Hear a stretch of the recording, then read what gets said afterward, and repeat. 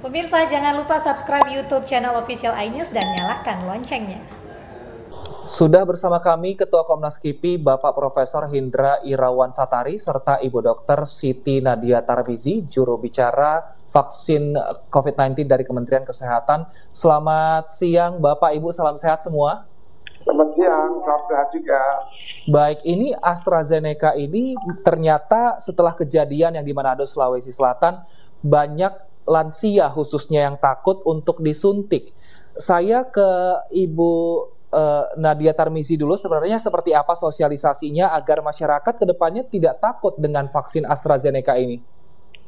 Ya, jadi apa yang terjadi di Provinsi Sulawesi Utara yang kemarin sempat menghentikan sementara ya, karena disampaikan bahwa adanya keluhan efek samping yang muncul setelah penyuntikan AstraZeneca.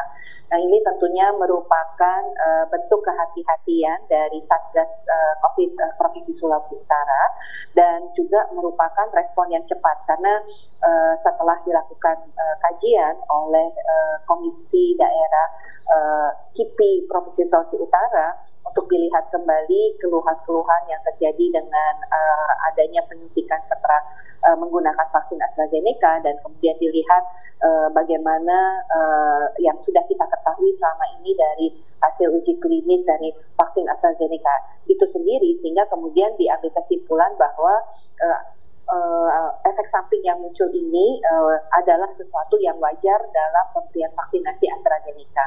Dan kita ketahui bahwa proses vaksinasi itu sejak kemarin sudah langsung dimulai kembali. Nah, tentunya kita perlu bersama-sama kemudian menyampaikan ini kepada masyarakat. Saya ke Pak Hindra, untuk efek samping dari AstraZeneca ini apakah memang ringan atau punya efek tertentu jika disuntikan kepada masyarakat? Jadi dari laporan yang masuk, kami audit kemarin bersama dengan Komda, terlihat gejalanya itu mual, muntah, nyeri di tempat suntikan, pusing, sama lega, ya, nyeri otot. Itu merupakan gejala ringan, reaksi alamiah dari pemberian vaksin. Dan meskipun tadi disebutkan ratusan orang, namun jumlah dosis yang diberikan 4.000 lebih. Jadi memang proporsinya kecil. Dan itu lebih rendah malah dari proporsi yang dilaporkan di fase 1, fase 2, fase 3. Jadi gejalanya ringan, sembuh tanpa dan dengan pengobatan, dan tidak ada lagi yang sakit dari laporan-laporan yang masuk tersebut. Baik, Pak Hindra, berarti bisa dikatakan dalam jangka panjang tidak memiliki efek yang berbahaya untuk tubuh? Betul.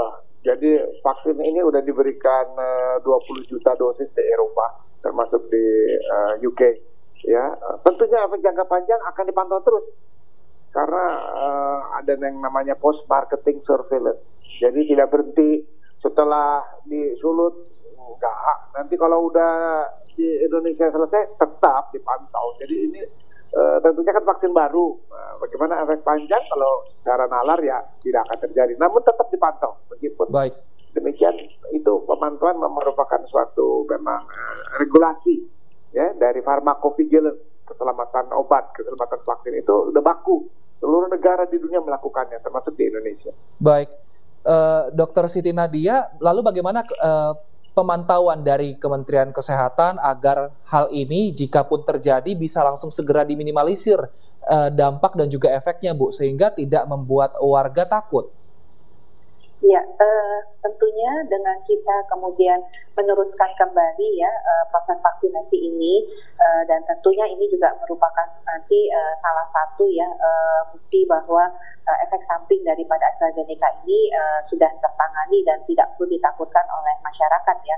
Dan yang kedua adalah tentunya Satgas khususnya Provinsi Sulawesi Utara ini juga akan menyampaikan dan mensosialisasikan dan menjelaskan tentang kondisi ini. Tetapi kita juga memahami bahwa vaksin AstraZeneca ini kan juga kita distribusikan ke provinsi lain ya, terutama seperti misalnya Jawa Timur dan Bali dengan jumlah yang lebih besar.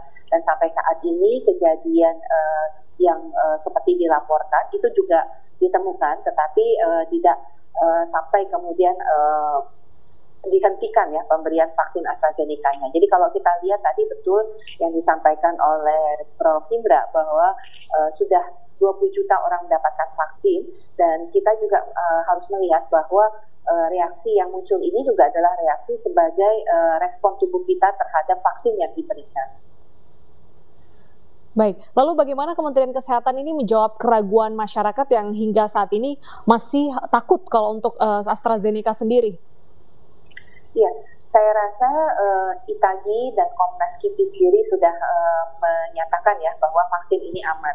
Yang kedua, tentunya mekanisme monitoring yang kita miliki termasuk terkait dengan penanganan kejadian ikutan pasca imunisasi dan juga monitoring yang dilakukan oleh Badan POM terkait tadi yang disampaikan oleh Pak Vina adalah post-marketing surveillance-nya. Dan kami tentunya tetap memantau ya kejadian efek samping ini dan terus berkoordinasi dengan daerah supaya selain tentunya kita memberikan rasa aman dan juga mensosialisasikan kepada masyarakat tentang AstraZeneca, kita juga menyiapkan mungkin beberapa obat ya seperti untuk mengantisipasi ya.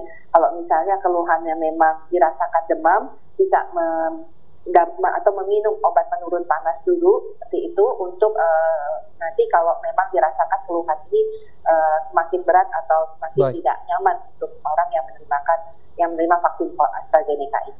Baik Pak Hindra, untuk di Sulawesi Utara ini akhirnya pihak petugas kesehatan menyediakan obat-obat untuk penurun demam dan juga pereda rasa mual jika nantinya ada pasien yang merasakan gejala yang seperti itu. Apakah di seluruh Indonesia yang menerima vaksin AstraZeneca dilakukan hal yang sama Pak untuk meredakan efek samping yang diterima? Ya. Terima kasih pertanyaannya, ini pertanyaan bagus sekali karena tadi telah disampaikan oleh Dr. Nadia ya bahwa vaksin ini bukan hanya diberikan di Sulawesi Utara, di Jawa Timur dan di Bali pun demikian, bahkan di Jawa Tengah juga ada di beberapa tempat.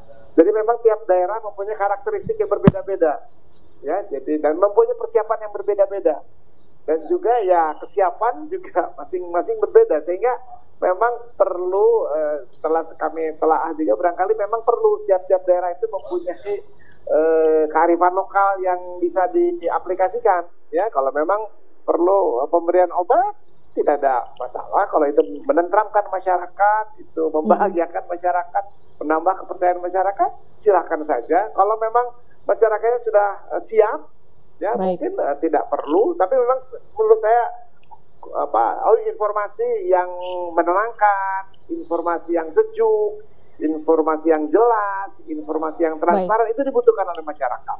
Jadi saya tips itu aja supaya kita semua menjernihkan suasana ini. Oke, terima kasih Profesor Hindra dan juga Dr. Siti Nadia yang sudah berbincang dan berikan informasi dan menegaskan pula ya bahwa AstraZeneca ini aman disuntikan kepada masyarakat. Terima kasih sudah bergabung di iNews Siang.